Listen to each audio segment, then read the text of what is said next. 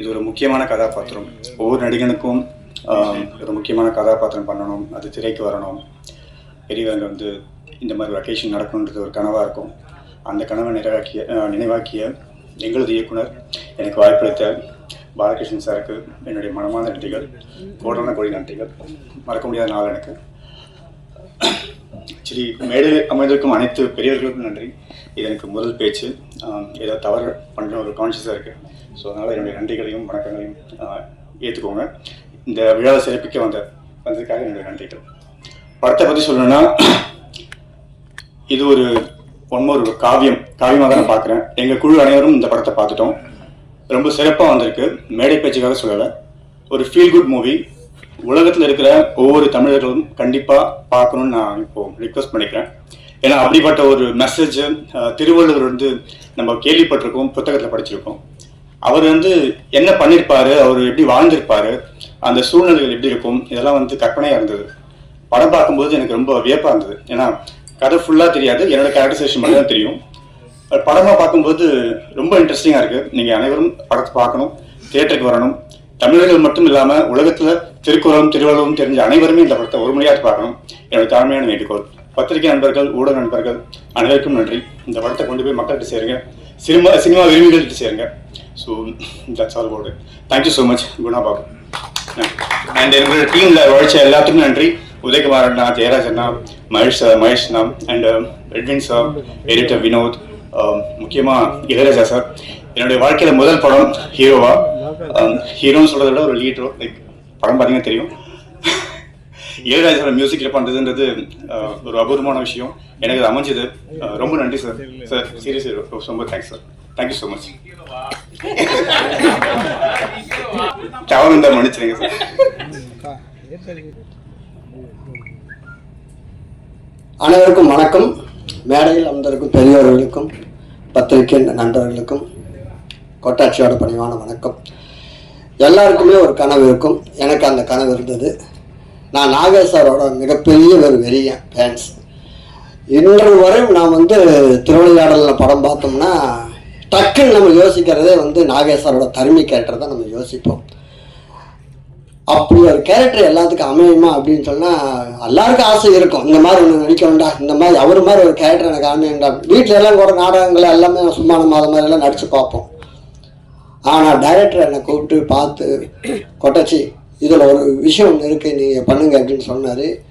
கேட்குறப்போ நான் இது பார்க்கல, என்னமோ ஏதோ சின்னதாக ஒரு கேரக்டரு அந்த மாதிரி தான் நான் அதுக்குள்ளே நினச்சிக்கிட்டேன். ஆனால் சார் எனக்கு திருவிளையாடல் படத்தில் நாகேஷ் சார் நடித்த ஒரு கேரக்டர் மாதிரி ஒரு தருமி நீங்கள் தான் கொட்டாச்சி பண்ணுறீங்க அப்படின்னாரு. என்னால் அதை இருக்கவே முடியல. உண்மையாக இது அப்படின்ற அளவுக்கு நான் வந்து மறைச்சு போயிட்டேன். அப்பேற்பட்ட ஒரு கேரக்டர் எனக்கு கொடுத்துருக்காரு. ஆனால் அதில் ஃபுல் அவர் வந்து எல்லாரையும் வயிறு விலங்கு சிரிக்க வச்சுருப்பார். இதில் மனசில் நிற்கிற மாதிரி எனக்கு ஒரு கதாபாத்திரம் கொடுத்துருக்காரு. இதுக்கு டைரக்டருக்கு வந்து இப்படி ஒரு கேரக்டர் கொட்டாச்சிக்கு வந்து புதுமையாக கொடுத்ததுக்கு சார் மனமார்ந்த நன்றிகள் சார். கண்டிப்பாக இந்த படம் வந்து எல்லாருமே வந்து பாட புக்குலேயும் நம்ம வழிபோக்குலையும் யாரோ ஒருத்தர் சொன்னதுலேயும் பஸ்லேயும் இந்த மாதிரி ஒவ்வொரு குரலாக தான் நம்ம பார்த்துருப்போம், படிச்சிருப்போம், கண்டு அப்படியே போயிருப்போம். ஆனால் இப்படி ஒரு படமாகவும் ஒரு பாடமாகவும் நாம் வந்து இந்த படம் மூலமாக வந்து எல்லாம் நிறையா விஷயங்கள் நம்ம தெரிஞ்சுக்கலாம். இது வந்து இன்னைக்கு ஜெனரேஷனுக்கும் அடுத்த வரப்போகிற எத்தனையோ ஜெனரேஷன்களுக்கும் குழந்தைகளுக்கும் போய் இந்த படம் வந்து கண்டிப்பாக சேரும். குடும்பத்தோடு கொண்டு போய் எல்லாரும் படம் பார்க்க வேண்டிய படம் என்ன படம்னா அது திருக்குறளாக தான் இருக்கும். அதுக்கு வந்து இந்த படம் நாங்கள் பார்த்துட்டோம். அதனால தான் நான் வந்து இவ்வளோ பெருமையாக நம்ம சொல்கிறோம். இந்த மாதிரி ஒரு படம் இல்லை, இது ஒரு பெரிய ஒரு காவியம். இப்படி ஒரு காவியத்தில் நான் இருக்கிறது ரொம்ப பெருமைப்படுறேன். இந்த படம் கண்டிப்பாக எல்லா தியேட்டரில் வந்து பாருங்கள். இந்த படத்தை பெரிய லெவலில் கொண்டு போய் மக்கள்கிட்ட சேருங்க. இந்த மாதிரி படங்கள் தான் ஓடணும். இந்த படங்கள் ஓடணும்னா அதுக்கெல்லாம் நீங்கள் தான் காரணமாக இருப்பீங்க. நன்றி, வணக்கம். இந்த மேடையில் வந்து இப்படி தூரம் எனக்கு வந்து வாய்ப்பு கொடுத்ததுக்கு மனமார்ந்த நன்றிகள் சார். வணக்கம்.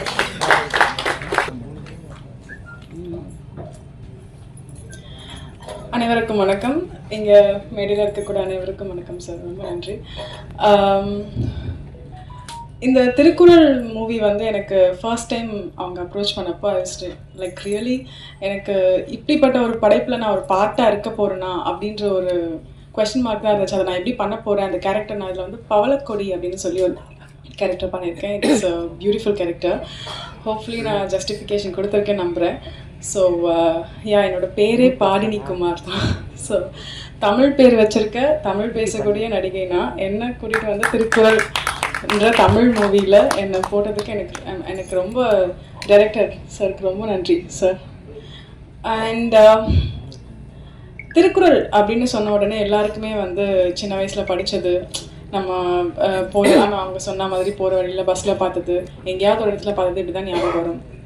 அதில் வரக்கூடிய இந்த ஒரு சில பால்களில் எழுதிருக்கக்கூடிய விஷயங்களை நம்ம வந்து இங்கே ஒரு கேரக்டராக கொண்டு வர போகிறோம் அப்படின்னு நினைக்கிறப்போ எனக்கு ரொம்பவே ஒரு நர்வஸோடு தான் அந்த கேரக்டர் எடுத்தேன். பட் எனக்கு வந்து நல்லபடியாக வந்திருக்குன்னு எல்லாரும் சொல்கிறாங்க. ரொம்ப நன்றி. ட்ரெய்லர் பார்த்துட்டு சாங் பார்த்துட்டு நல்லபடியாக வந்திருக்குன்னு நினைக்கிறேன். இந்த படத்தை நீங்கள் வந்து தியேட்டரில் வந்து கண்டிப்பாக பாருங்கள், எங்களை சப்போர்ட் பண்ணுங்கள். ரொம்ப நல்லா இருக்கும் படம். அவ்வளோதான். அண்ட் ரொம்ப பெரிய பெரிய விஷயம், இசைஞானி இளையராஜா சாரோட மியூசிக்கில் எனக்கு ஒரு பாட்டு இது வந்து எத்தனை பேரோட கனவா இன்னே வரைக்கும் இருக்குன்னு எனக்கு தெரியல. பட் நடித்த வெகு சில மூவிஸ்லேயே எனக்கு வந்து இந்த வாய்ப்பு கிடைச்சது வந்துட்டு எனக்கு ரொம்ப பெரிய பெரிய ஒரு விஷயமா இருந்துச்சு. இசைஞானி சார் முதல்ல அந்த பாட்டை எனக்காக ப்ளே பண்ணப்போ லைக் கண்ணிலேருந்து தாரையாக தண்ணி வருது. எனக்கு என்ன பண்ணுறதுன்னு தெரியல. அந்த அளவுக்கு ஒரு எமோஷ்னலான மொமெண்ட்டாக இருந்துச்சு. அண்ட் ரொம்பவே எனக்கு தேங்க்ஸ் டு யூனிவர்ஸ் ஆக்சுவலி இந்த ஒரு வாய்ப்பை எனக்காக அமைச்சு கொடுத்ததுக்கு. அண்ட் எங்கள் டீம் எல்லாருக்குமே ரொம்ப ரொம்ப ரொம்ப தேங்க்ஸ். எனக்காக நான் இந்த ஃப்ரேமில் வரணும் அப்படின்னு நினச்சி ஒவ்வொருத்தரோட உழைப்பு இருக்கும் இல்லையா, அது எல்லாத்துக்குமே ரொம்ப நன்றி. அண்ட் வந்திருக்க உங்களுக்கும், நான் இப்போ பேசுகிற எல்லாத்தையுமே நீங்கள் எழுதிட்டுருக்க உங்களுக்கும் ரொம்ப நன்றி. சப்போர்ட் பண்ணுங்கள். தேங்க்யூ. திரு திருமாவளவன் அவர்களுக்கும், சேரசால் அவர்களுக்கும், விஜிபி அவர்களுக்கும், டைரக்டர் அவர்களுக்கும், எல்லோருக்கும், இந்த படத்தில் நடித்த டெக்னீஷியன்ஸ் எல்லாருக்கும் என்னுடைய முதற்கண் நன்றியை தெரிவித்துக் கொள்கிறேன். திருக்குறள் வந்து நம்முடைய தமிழ் சமூகத்தினுடைய ஒரு பெருமை இன்னும் எல்லாருக்கும் தெரியும்.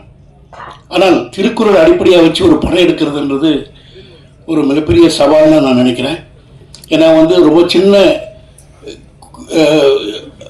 4, 3, 7 படங்களை வச்சுக்கிட்டு திருக்குறள் வெளிவந்திருக்கு. அதை வச்சுக்கிட்டு வந்து அது எப்படியான ஒரு உலகத்தை வந்து அது சிருஷ்டி பண்ணுதுன்னு சொல்லிட்டு யோசித்து அந்த ஒரு விஷுவலைசேஷன் பண்ணுறதுன்றது மிகப்பெரிய சவால். அதை வந்து மிஸ்டர் பாலகிருஷ்ணன் வந்து அதை செஞ்சிருக்கார். அதுக்கு வந்து என்னுடைய முதல் வந்து அவருக்கு நான் என்னுடைய பாராட்டுகளை தெரிவிச்சுக்கிட்டேன். அதுவும் இன்றைக்கி இருக்கிற தமிழ் சினிமாவுடைய சூழல் வந்து எப்படி இருக்குன்னு உங்களுக்கு எல்லாருக்கும் தெரியும். அதாவது வந்து நம்ம அடிப்படையில் வந்து சினிமான்றதே வந்து கதை சொல்லல் தான். நம்ம கதை சொல்லலை மறந்துட்டோம். நம்ம என்ன நினைக்கிறோம்னாக்கா ஒரு டெக்னிக்கலாக வந்து அசத்திட்டா போதும், கதை அவசியமே கிடையாது அப்படின்றது கோடியாக செலவு பண்ணி அந்த செலவு பண்ண கோடி வரணுன்றது தான் இப்போ லட்சியமாக இருக்கிறவங்க இருக்கு. எனவே அப்படிப்பட்ட ஒரு சூழ்நிலையில் வந்து பயங்கரமான வியாபார சூழ்நிலையில் ஒரு அர்த்தமுள்ள ஒரு சென்சிட்டிவ் ஃபிலிம்ஸ் எடுக்கிறதுன்றது மிகப்பெரிய சவாலாக இன்னைக்கு இருக்கு. அதனால தான் நீங்கள் பார்த்தீங்கன்னா தெரியும், சின்ன சின்ன உணர்வுகள் உள்ள படங்கள்லாம் வந்து இன்னைக்கு சில படங்கள் வந்து இப்போ டூரிஸ்ட் ஃபேமிலி இந்த மாதிரி படங்கள்லாம் வந்து இன்னைக்கு ஏன் மக்களுக்கு வருதுனாக்கா, ஜனங்கள் வந்து இந்த ஜங்கிளில் மாட்டிட்டு இருக்காங்க. டெக்னிக்கல் ஜங்கிளில் மாட்டிக்கிட்டு அது வந்து வெளிவரத்துக்கு இப்போ எப்படி வந்து நம்ம சுவையான சாதாரண உணவு சாப்பிட்ருந்தோம், தோசை இட்லி மாதிரி சாப்பிட்ருந்த ஆட்களுக்கு வந்து ஒரு கவர்ச்சியான பர்கர் இது மாதிரிலாம் பண்ணி அதுக்கு அதிகமான அட்வர்டைஸ்மெண்ட் பண்ணி நம்மளுடைய சுவையை வந்து எப்படி இன்னைக்கு இருக்கிற உலகம் வந்து நம்மளை வந்து ரைட் பண்ணுதோ அது மாதிரி தான் இன்னைக்கு சினிமா பல பேர்கிட்ட கழிச்சு அது ஒரு குதிரைப்பந்தயம் மாதிரி ஓடிட்டு இருக்கு. ஸோ இந்த சூழ்நிலையில் வந்து ரொம்ப சில பேர் மட்டும்தான் வந்து இந்த ஒரு எதிர்காலத்தில் நம்ம வந்து என்னுடைய உழைப்பெல்லாம் நம்ம விரயம் பண்ணி நாங்கள் பண்ணிட்டு இருக்கோம். அதுக்கு வந்து நிச்சயமா வந்து, ஆனால் அதே சமயத்தில் வந்து ரொம்ப பெருமை என்னன்னாக்கா, தமிழ் சமூகத்தில் வந்து நீங்கள் ஒரு வித்தியாசமான படத்தை நீங்கள் எடுத்தீங்கன்னாக்கா அதுக்கு வந்து இங்கே இருக்கிற ப்ரெஸ்ஸும் மக்களும் வந்து ஆதரிக்கிறாங்கன்றது வந்து ஒரு மிகப்பெரிய உண்மை. அது இல்லைன்னா என்ன மாதிரி ஆளுங்க வந்து இன்னைக்கு 6 படம் எடுத்திருக்க முடியாது. ஏன்னா நிச்சயமா வந்து இங்க வித்தியாசமான படங்களுக்கு வந்து மிகப்பெரிய வரவேற்பு இருக்கு. அது ரொம்ப பேர் சொல்றாங்க மலையாளத்தில் தான் அப்படி இங்க கிடையாது, அப்படிலாம் கிடையாது. மலையாளத்தை விட நான் எனக்கு 27 வருஷம் நான் கேரளாவில் சர்வீஸ் பண்ணாலும் நான் அத்தன்டிக்கா சொல்ல முடியும், மலையாளத்தை விட தமிழ் ரசிகர்கள் தான் வந்து வித்தியாசமான படத்தை அங்கீகரிக்கிறவங்க. ஏன்னா மலையாளத்தில் நீங்க பாத்தீங்கன்னாக்கா இப்போ ஒரு அடூர் கோபாலகிருஷ்ணன்லாம் நமக்கு தெரியும், ஆனா அடூர் கோபாலகிருஷ்ணனுக்கெல்லாம் அங்கே வரவேற்பு கிடையாது. சினிமா அது வந்து அந்த படங்கள்லாம் வந்து 4 நாள் கூட ஓடாது. பட் இங்க வந்து இப்போ நான் வந்து நான் வித்தியாசமான படம் எடுத்துட்டு நான் 3 படம் 100 நாள் ஓடி இருக்கு எனக்கு. ஸோ இதெல்லாம் வந்து தமிழ்நாட்டில் தான் கிடைக்கும். தமிழ்நாட்டில் வந்து என்ன ஒரே ஒரு பிரச்சனைனாக்கா நம்ம ஊர்ல எல்லா நகரங்களிலும் நம்ம இருக்கும் இது நல்ல ரசிகர்கள் இருக்காங்க, ஆனா அவங்க ஒன்னா சேர்த்து அதை கமர்ஷியலி வைபிள் ஆகிறது கஷ்டமா இருக்கு. நமக்கு எல்லா ஊர்லயுமே நல்ல ரசிகர்கள் இருக்காங்க, ஆனா அவங்க எல்லாம் ஒன்னா சேர்ந்து இப்போ தியேட்டருக்கு வரதுக்கு இந்த படம் போயிடும். ஏன்னா இதுக்கு வந்து அது கமர்ஷியல் ஆதரவு இல்லாதனால. ஸோ அதனால அப்படிப்பட்ட பிரச்சனைகள் தான் இருக்கு. இது மாதிரி பிரச்சனைகள்ல என்ன மாதிரி இருக்கிற ஒரு குரூப் இருக்கு தமிழ் சினிமாவில். அதுல வந்து மிஸ்டர் பாலகிருஷ்ணன் ஒருத்தர் ரொம்ப பெருமையா இருக்கு. ஏன்னா இப்படிப்பட்ட ஆட்கள் ரொம்ப பேர் வரணும். ஏன்னா தமிழ்ன்றது வந்து தமிழ் சொசைட்டின்றது வந்து ரொம்ப ஒரு வர்த்தக சொசைட்டி கிடையாது. இது வந்து ஒரு வர்த்தகத்துக்காக பிறந்த ஒரு சொசைட்டி கிடையாது தமிழ் சொசைட்டி. இது ஒரு மார்வாடி சொசைட்டி கிடையாது. இது வந்து ஒரு ரொம்ப ரொம்ப நுட்பமா பல விஷயங்களை ரசிக்கிற ஒரு சொசைட்டி. எனக்கு இந்த சொசைட்டில வந்து நிச்சயமா இது மாதிரி படங்கள் வந்து ஒரு வரவேற்பு கிடைக்கும்ன்ற நம்பிக்கை எனக்கு இருக்கு. வரவேற்பு கிடைக்கணும், அதே மாதிரி வரவேற்பு அளிக்கணும்னு சொல்லிட்டு வேண்டிக் கொண்டு என்னுடைய சிறிய உரையை நிறைவு செய்கிறேன். வணக்கம்.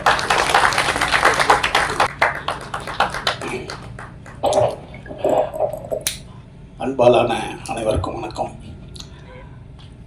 இசைஞானி இளையராஜாவினுடைய இசை பாடல்களில் பாலகிருஷ்ணன் சார் இயக்கத்தில் திருக்குறள் திருவள்ளுவர் ஒரு பயணம், இந்த பயணத்தில் கலந்து கொண்டு இருக்கின்ற உங்கள் அனைவருக்கும் நன்றியும் அன்பும்.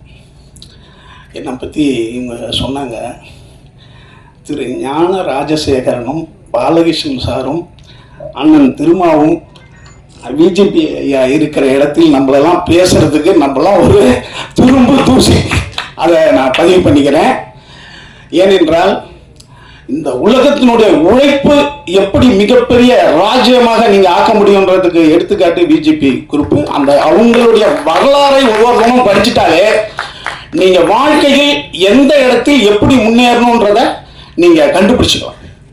இன்னைக்கு இருக்கிற ஒரு ரேடியோ ஒரு டிவி தெருவா போய் வித்து இன்னைக்கு வந்து ஷோரூமா இன்னைக்கு யாரெல்லாம் வச்சிருக்காங்களோ அவங்களுக்கெல்லாம் முன்னோடி அவங்க தான். அவர் திருவள்ளுவருடைய சிலையை உலகம் பூரா வைக்கிறார் என்றது நம்ம வாழ்க்கையில அதான் ஒண்ணு வைக்க முடியுமா? அப்படி ஒரு மாமனிதர் இருக்கிற இடம் இது. அதே மாதிரி இன்றைக்கு இருக்கின்ற அரசியல் தலைவர்களில் மிகச்சிறந்த தலைவரும் மிக வலிமையான தலைவரும் எல்லாருக்குமான தலைவருமாக இருக்கின்றவர் அண்ணன் திருமாவர்கள். அவர் இருக்கிற அங்க பாருங்க, நான்லாம் 99ல தஞ்சாவூர்ல பூச்சி மருந்து ரெப்பா ஒர்க் பண்ணிட்டு இருப்பேன். வில்லேஜா போய் விவசாயிகளுக்கு மருந்து எழுதி கொடுக்கறது, அவங்க வயலை பார்க்கறது, அதில் பூச்சி விழுந்துருக்கும், குருத்து பூச்சி, அடுத்தது வந்து இலை சுருட்டு புழு அல்லது பருத்தியில் வந்து நிறையா பூச்சி வரும். இந்த மாதிரிலாம் விவசாயிகளுக்கு எழுதி கொடுப்பாங்க. ஒவ்வொரு வில்லேஜ்லையும் அத்திமீறி அடங்க இந்த மாதிரி எழுதி அண்ணா பேர் தான் எழுதியிருக்கோம். நான் சொல்றது 97, 98, 99. நான் வந்து மிரளுவேன். ஒவ்வொரு வில்லேஜ்லையும் அது இருக்குங்க. இப்படி எப்படி போய் அங்க இளைஞர்கள் மத்தியில வில்லேஜ்ல ரீச் ஆனாருன்னு நாங்கள் மிகப்பெரிய ஆச்சரியமா இருக்கும். அப்படி ஒரு தலைவர் இருக்கிற இடம் அது. அதே மாதிரி பாலகிருஷ்ணன் சார், நான் வந்து என்னன்னு கேட்டீங்கன்னா அவரோட உளவுத்துறை அதிகாரி தான் சொல்லுவேன். சார் நீங்க இயக்குனராக இருக்கிறதுங்கிறது மறைமுகமே ஏதோ ஒரு வேலை செஞ்சுக்கிட்டு இருக்க கூடாது அப்படின்னு இருக்கீங்க. ஆனா நீங்க எந்த உளவுத்துறைக்கு அதிகாரி? நீங்க அது வந்து ரஷ்ய உளவுத்துறையா, ராவா அல்லது மொசாட்டா அப்படின்னு கேட்டுக்கிட்டே இருப்பாங்க. ஏன்னா எனக்கு அவரை பார்த்த ஒரு இயக்குனருக்கான எதுவுமே இருக்காது. மிகச்சிறந்த ஒரு பண்பாளருக்கான ஒரு இதுவாக தான் இருக்கும். எதுவுமே வந்து அதாவது நிறைவுடன் தளம்பாது நடுக்கடல் வந்து அலையடிக்காத மாதிரியே இருப்பாரு. அவர் எல்லாருக்கும் இடம் தருகின்ற மாபெரும் மனிதர் அவர். அதே மாதிரி அண்ணா வீசேகர் அண்ணன் எங்களுக்கெல்லாம், அதாவது நீங்க வந்து சேகூரா, பிரகாஷ்ரோ, மூலதனம் இப்படிலாம் புத்தகங்களை நாங்க வந்து கொஞ்சம் படிச்சாலும் எங்க இயக்குனர் சங்கத்துல அதிகம் அதை பத்தி பேசினவர் அவர் தான். ஆனா அதிக குடும்ப படங்களை எடுத்தவர். ஆனா அவர் பேச்சு சாமானிய மக்களுக்கும் அதாவது உழைக்கும் மக்களுக்குமான அந்த உரை தான் எங்களுக்கு கொடுத்துக்கிட்டே இருப்பாரு. அப்படி ஒரு இயக்குனர் இருக்கிற இடம். அதே மாதிரி இந்த படத்தினுடைய கேமராமேன் சொல்லணும், எடுக்கும் போது அப்படி தெரியலவங்க, தெரியவே இல்லை. சின்ன பிள்ளைக்கு உடம்பு பூரா அறிவுன்னு வாங்கல, அந்த மாதிரி ஒரு எட்டிங் வந்து பிரமாதமான ஒர்க்கு பண்ணியிருக்காரு இந்த படத்துல. எனக்கு ஆச்சரியமா இருக்குது. ஏன்னா எடுக்கும் போதே எடுத்துட்டாரு. ஆனா இதை பார்க்கும்போது அது டிஏயா இருக்கட்டும், டெக்னிக்கல் ஒர்க்கா இருக்கட்டும், பிரமாதமா இருக்கு. குறிப்பா இவர் வந்து தமிழ் சினிமாவுடைய மிகப்பெரிய இயக்குனர் வந்துருவாரு. ஏன்னா எவன் ஒருவன் பெண்களை அழகா காட்டணும் மிகப்பெரிய கவனமாயிடும். இதுல நடிச்சிருக்க பெண்களுக்கெல்லாம் என்னுடைய மனமார்ந்த நன்றி வணக்கங்க. ஏன்னா இந்த ஜாக்கெட் இல்லாம நடிக்கிறது இருக்குல்ல, ஐயோ கிழவிங்க கூட வராது. நாங்களும் இப்ப போய் மதுரை ராமநாதபுரம் அது பண்ண தேனியெல்லாம் போயிட்டோம். அந்த கிழவிங்க 50 வயசு 60 வயசு கிழவிங்க வரும்ல, 60 வயசு கிழவி, அம்மா நீங்களாம் அந்த காலத்து பெண்கள்மா ஜாக்கெட் இல்லாம ஐயோ நான் வரமாட்டாங்க. ஆனா இந்த படத்துல அத்தனை பேரும் அந்த கேரக்டர் உணர்ந்து அந்த கேரக்டருக்கு நம்ம இப்படி இருக்கணும்னு நினைச்சு அது வந்து நடிச்சது இருக்குல்ல, உங்களுக்கும் அந்த தமிழ் சினிமா ரொம்ப கடமைப்பட்டிருக்குமா. ரொம்ப அதாவது ஒரு பெண் வந்து சீரியஸ்ல அவங்க விருப்பப்பட்டு போவாங்க, கம்மியான உடை கூட போட்டு போவாங்க, நம்ம சொன்னா கேட்க மாட்டாங்க. அதுவும் சினிமாவில் ரொம்ப அவங்க ஒரு 50-100 பேர் நிற்போம் இல்லையா, அப்ப அந்த உடை அவங்களுக்கு ரொம்ப பார்த்துக்கிட்டே இருப்போம் இல்லையா, அதுக்காக நினைக்கிறேன். பட் நீங்கெல்லாம் மனப்பூர்வமா நடிச்சிருக்கீங்க, என்னுடைய அன்பான வாழ்த்துக்கள். அப்புறம் குறிப்பா இதுல இசை வந்து ரொம்ப அருமையா இருக்கு. ராஜா அவரை பத்தி சொல்ல வேண்டியதில்லை, இசைஞானியை பத்தி. இந்த படத்துலையும் அதாவது இளையராஜா மட்டும்தாங்க பெரிய படத்துக்கு இசை அமைச்சர், சின்ன படங்களுக்கு இசை அமைச்சர். இன்னைக்கு இருக்கிற பெரிய எந்த இசை அமைப்பாளரும் சின்ன படங்களுக்கு பண்ண மாட்டாங்க. ஏன்னு நம்மளுக்கு புரிய மாட்டுது. ஆனா இசைஞானி மட்டும்தான் அந்த காலத்துல இருந்து இந்த காலம் வரைக்கும் அது பெரிய படமானாலும் சரி சின்ன படம் அதுக்காக அவர் கையெடுத்து கும்பிடலாம். தமிழ் சினிமா வந்து 30 வருஷம் அவராலே வாழ்ந்தது. என்ன அவருக்கும் என்னுடைய மனமார்ந்த நன்றிகள். அடுத்தது வேற யாரையாவது விட்டனா இல்ல, இந்த மேடையில் இவங்கெல்லாம் இருக்கும்போது நானும் இருந்தது எனக்கு பெருமையா இருக்கு. இன்னொன்னு இதுல நக்கீரன்னா ஒரு சின்ன கேரக்டர் தான். நக்கீரன்ற கேரக்டர் பெருசு, ஆனா இது நான் சின்னதாக பண்ணியிருக்கேன். ஏனென்றால் பாலகிருஷ்ணன் சார் மட்டும் கிடையாது, நக்கீரன் வந்து கடவுளை பார்த்து கேள்வி கேட்டான். ஏன்னா திருக்குறள் ஒரு அறமான நூல். இப்ப தொல்காப்பியம் இருக்குன்னு வைங்க, தொல்காப்பியத்தினுடைய முதல் இது இன்பம், அதுக்கு பிறகுதான் அறம். அதுக்கு பிறகு அந்த திருக்குறள் தான் அறத்தை முதல்ல வைக்கிறான். ஆத்தைச்சூடி அறிஞ்சையை விரும்புன்றான். ஆத்தைச்சூடி என்பது என்ன? சிறுவர்களுக்கும் இளைஞர்களுக்கும் நற்பண்புகளை சொல்வது ஆத்தைச்சூடி. அதனுடைய முதலே அறம் செய்ய விரும்புகிற கேள்வி. அப்ப அதற்கான நூல் இது. இப்ப என்ன இருக்காங்க, திருமணம் இருக்காங்க, அவர் வந்து ஒரு ஹீரோவா இருக்கணுங்க. ஒரு சில வருடங்களுக்கு முன்னாடி இவரை வச்சு சீன் ஷூட் பண்றாங்க. உங்களுக்கு எல்லாம் ஞாபகம் இருக்கான்னு தெரியல, கொஞ்சம் சீனியர் பத்திரிகையாவே தெரியும். சீன் ஷூட் பண்ணாம இப்ப நம்ம என்ன நினைப்போம், விஜயகாந்த் மாதிரி இன்னொரு ஹீரோ வந்துட்டாரு, என்ன முரளிக்கு அண்ணன் மாதிரி ஒரு ஹீரோ வந்துட்டாரு, ஒரு ஒரு மனுஷார்ல ஒரு ஹீரோ வந்துட்டாருன்னு நம்ம நினைப்போம். அவர் அரசியலே பயங்கர விஷயம் இருக்காரு. சில் ஷூட் நடக்குதுன்னாங்க. சரி அந்த சில்லன்ஸ் அதை பார்த்தேன் நானு. சரி இன்னொரு ஹீரோ வரப்போறாருன்னா அவருடைய அரசியல் அந்த இடைவிடாத பணியில ஒரு தமிழ் சினிமாவுக்கு ஒரு சிறந்த ஹீரோ நம்மளுக்கு கிடைக்காம போயிட்டாருன்றதுதான் நம்மளுக்கு இது. பட் இந்த மாதிரி இப்ப சின்ன இந்த மாதிரியான இசை விளையாட்டு விழாக்கெல்லாம் என்ன வர்றது ரொம்ப பெருமையா இருக்கு. உங்கள் அனைவருக்கும் நன்றி. யாராவது விட்டு இருந்தாங்கன்னா மன்னிச்சுக்கணும். கொட்டாச்சி மிகச்சிறந்த ஒரு கலைஞர். இதுல திருவள்ளுவர் நடிச்சிருக்காரு, ரொம்ப அருமையா நடிச்சிருக்காரு. யாராவது அதே மாதிரி இதுக்கு ஃபண்ட் பண்ணவங்க, இந்த மாதிரி படங்களுக்கு உதவி பண்றது இருக்கு இல்லையா, அதுதான் அறம். வையத்துள் வாழ்வாங்க வாழ்வவும் வானோரையும் தெய்வத்துள் வைக்கப்படும். அந்த வாழ்வாங்கன்றது என்ன தெரியுமா, நீங்க அறம் உள்ளவர்களுக்கு சிறந்ததுக்கு உதவி செய்யறது தான். அப்படி செஞ்சு வாழ்ந்துட்டீங்கன்னா நீங்க கடவுள்கிட்ட போய் கடவுள் மாதிரி வாழலாம். நன்றி, வணக்கம். அனைவருக்கும் வணக்கம். இந்த உரையை ஒரு குரலோட ஆரம்பிக்கணும்னு ஆசைப்படுறேன். இடும்பைக்கு இடும்பை படுப்பர், இடும்பைக்கு இடும்பை படாதவர். நம்ம வாழ்க்கையில ஒரு செயலை செய்யறதுக்கு முன்னாடி இடையில நிறைய துன்பங்கள் வரும். அந்த துன்பத்தை கண்டு நம்ம துன்பப்படக்கூடாது. அந்த துன்பத்துக்கே நம்ம துன்பத்தை கொடுத்துடணும்னு வள்ளுவர் எழுதியிருக்காரு. எவ்வளவுதான் தடைகள் வந்தாலும் அதை உடைச்சு நம்ம முன்னேறி போயிட்டே இருக்கணும். அப்படி ஒரு முன்னேற்றமா தான் இந்த படத்தை பாக்குறேன். திருக்குறள் இது என்னுடைய முதல் படம். என்னோட கெரியர்லயே ரொம்ப ரொம்ப முக்கியமான ஒரு படம். எல்லாருக்கும் வாசிகையை பிடிக்கும் நம்புறேன். என்ன வாசிகையா தேர்ந்தெடுத்த டைரக்டர் ஏசி பாலகிருஷ்ணன் சாருக்கு நன்றி சொல்லிக்கிறேன். நன்றி சார். திரைக்கதை எழுத்தாளர் ஜெயராஜ் சார் அவர்கள், அவர் எழுதிய எழுத்துக்கு அதுல நானும் அவர் கொடுத்துருக்கேன், நானும் ஒரு சின்ன பங்கா இருக்கேன்னு நினைக்கும் போது ரொம்ப ரொம்ப சந்தோஷமா இருக்கு. இசைஞானி இளையராஜா சார் அவர்கள் சின்ன வயசுல இருந்து அவரோட பாட்டை கேட்டு வளர்ந்தனா இன்னைக்கு அவரோட மியூசிக்ல என்னுடைய முதல் படம் ரிலீஸ் ஆகிறது. It is a dream come true moment. Thank you so much for giving me Mullai Vasam song. It is very close to my heart. Thank you so much for this wonderful opportunity. And cameraman sir பத்தி சொல்லி ஆகணும். என்ன மட்டும் இல்ல, எல்லா ஆர்டிஸ்டுமே ரொம்ப அழகா காமிச்சிருக்காரு. Thank you Edwin Sahai sir அவர்கள் மற்றும் assistant directors, associate director, art director, costume designer, cameraman team, lighting team, technicians, executive producer, the whole production and க்ரூக்கே நன்றி சொல்ல கடமைப்பட்டிருக்கேன். இந்த ஃபிலிம்காக உழைப்பு போட்ட அத்தனை பேருக்குமே நன்றி நன்றி.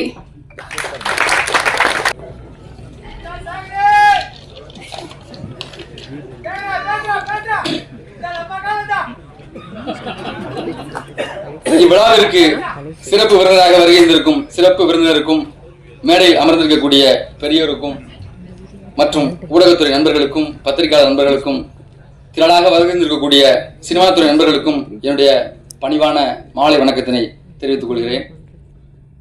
நான் இங்கு நிற்பதற்கு மிக முக்கியமான காரணம், என்னுடைய குருநாதர், கூத்துப்பட்டினுடைய நிறுவனர் திரு பத்மஸ்ரீ நா. முத்துசாமி ஐயா அவர்களுக்கும், அண்ணன் நடேஷ் முத்துசாமி அவர்களுக்கும் என்னுடைய நன்றியினை தெரிவித்துக் கொள்கிறேன். திருக்குறள் திரைப்படத்தில் திருவள்ளுவராக நடிப்பதற்கு எனக்கு வாய்ப்பை கொடுத்த இயக்குனர் மரியாதைக்குரிய திரு ஏஜே பாலகிருஷ்ணன் ஐயா அவர்களுக்கும் இத்தருணத்திலே நன்றி தெரிவித்துக் கொள்கிறேன். ஐயா அவர்களுக்கு நன்றி.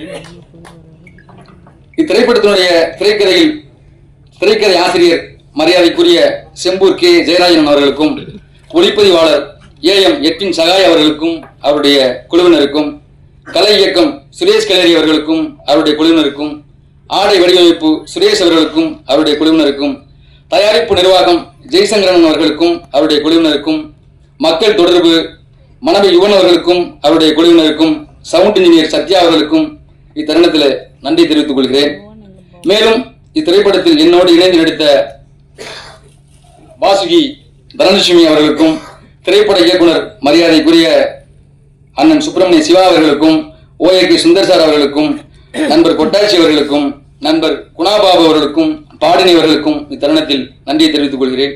இத்திரைப்படத்தில் இணைந்து பணியாற்றிய இணை மற்றும் துணை இயக்குநர்கள் அண்ணன் உதயகுமார் அவர்களுக்கும், சந்திரசேகர் சார் அவர்களுக்கும், பாரதி சார் அவர்களுக்கும், மகேஷ் சார் அவர்களுக்கும், அன்பு சார் அவர்களுக்கும் இத்தருணத்தில் நன்றி சொல்ல விரும்புகிறேன்.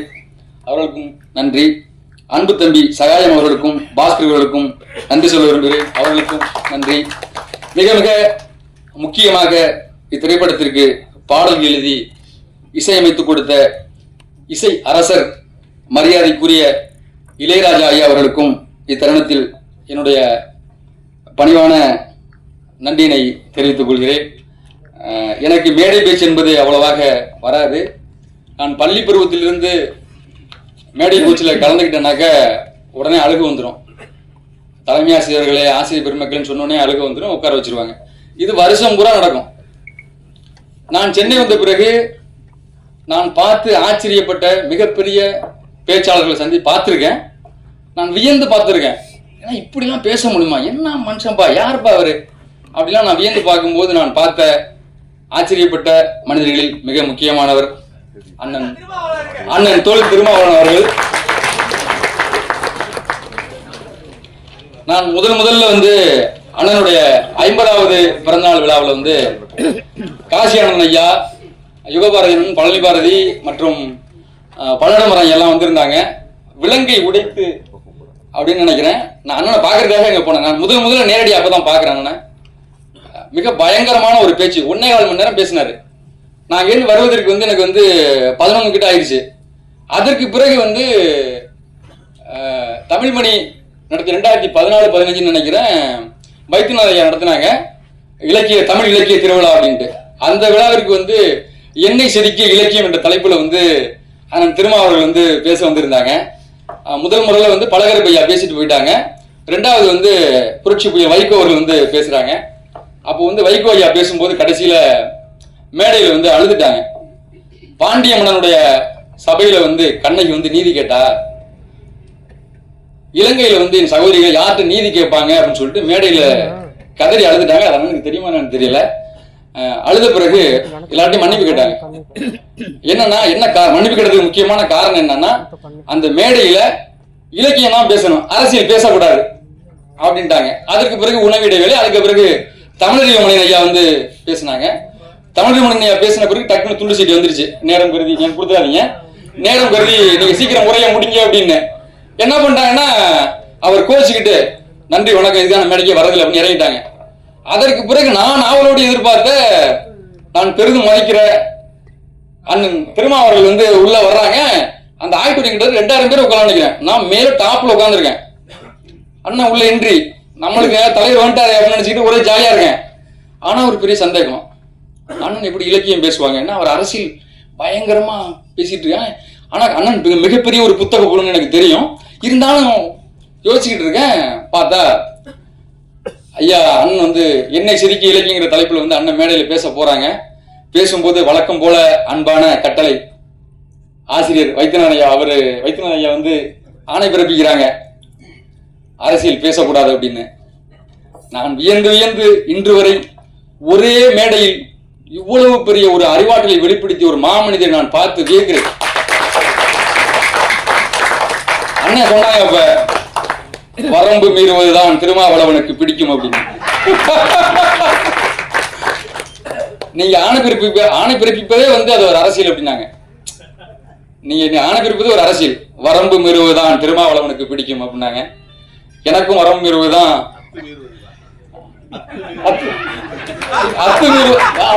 வரம்பு மீறுவதானே அத்துமீறுவதுதான் திருமாவளவனுக்கு பிடிக்கும். எனக்கு சரியாக ஞாபகம் இருக்கும் பட்சத்தில் சாரி, வரம்பு மீறுவதுதான். நான் ஏன் போயிட்டே போறேன், வரம்பு மீறுவதுதான் திருமாவளவனுக்கு பிடிக்கும்னாங்க. அரங்கமே அதிர்ந்துருச்சு பயங்கரமா. எனக்கும் வரம்பு மீறுவது ரொம்ப பிடிக்கும். இருந்தாலும் நான் பயணிக்கின்ற பாதை வேறு. நான் பயணிக்கிற பாதை வந்து பணிவு, அண்ணன் பயணிக்கிற பாதை வந்து துணிவு. ஏன்னா தன்னைத்தான் காக்கின் சினங்காக்கா காவாக்கால் தன்னையே கொல்லும் சினம். நான் வந்து சினத்தை ஓரந்தள்ளிட்டு ரொம்ப பணிவா பயணிக்கிறாள். அண்ணன் வந்து அப்படி இல்லை, உறுப்பமைந்து ஊர் அஞ்சா வெல்படை வேந்தன் வெறுக்கையில் எல்லாம் தலை அப்படின்னு படைமாட்சியில குறிப்பிட்டது போல அண்ணன் வந்து கம்பீரமா பயணிக்கக்கூடியவர். இந்த தருணத்துல நான் மிகப்பெரிய ஆச்சரியப்பட்டு பார்த்து வியந்து பார்த்த ஒரு அரசியல் தலைவர், மிகப்பெரிய ஒரு மேடை பேச்சாளர். நான் பொழுதுபோற நேரத்திலாம் வந்து பார்லிமெண்ட்ல அண்ணன் பேசுற கேட்டே இருப்பேன். மிகச்சிறந்த எனக்கு அண்ணன் இல்லை. அதே போல வந்து இதெல்லாம் சந்திச்ச மிகப்பெரிய பெருமை நினைக்கிறேன். அதற்கு பிறகு வந்து கூத்துப்பட்டியின் சார்பாக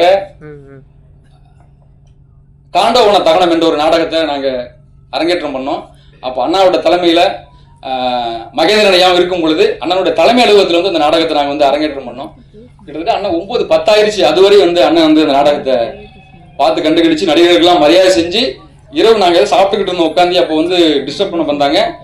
ஒரு 2 மணி நேரத்துல கிளம்பிடுவாங்க, நடிகை தொந்தரவு பண்ணாத அப்படின்னு சொல்லிட்டு அவ்வளவு ஃப்ரீடம் கொடுத்து அந்த அலுவலகத்துல வந்து நாடகத்தை நாங்க பண்றதுக்கு ஒத்துக்கிட்டாங்க. அந்த நாடகம் குறித்து நீண்ட உரை பேசினாங்க. அதற்கு பிறகு நான் அண்ணனை இந்த தருணத்தில் சந்திப்பது பெரும் மகிழ்ச்சியாக கருதுகிறேன். தமிழின் பெருமைமிகு அடையாளமான இத்திருக்குறள் திரைப்படத்தை உலகம் பூராவும் கொண்டு சேர்க்க வேண்டிய பொறுப்பு ஊடகத்துறை, பத்திரிகைத்துறை நண்பர்களுக்கு மட்டுமல்லாது இங்கே வருகை இருந்திருக்கக்கூடிய உங்கள் அத்துணை பேருக்கும் இருக்குது. அதை நீங்கள் கண்டிப்பாக இந்த படத்தை உலகம் பூரா கொண்டு சேர்ப்பீங்கன்னு நான் உங்களை அன்போடும் பணிவோடும் கேட்டுக்கொள்கிறேன்.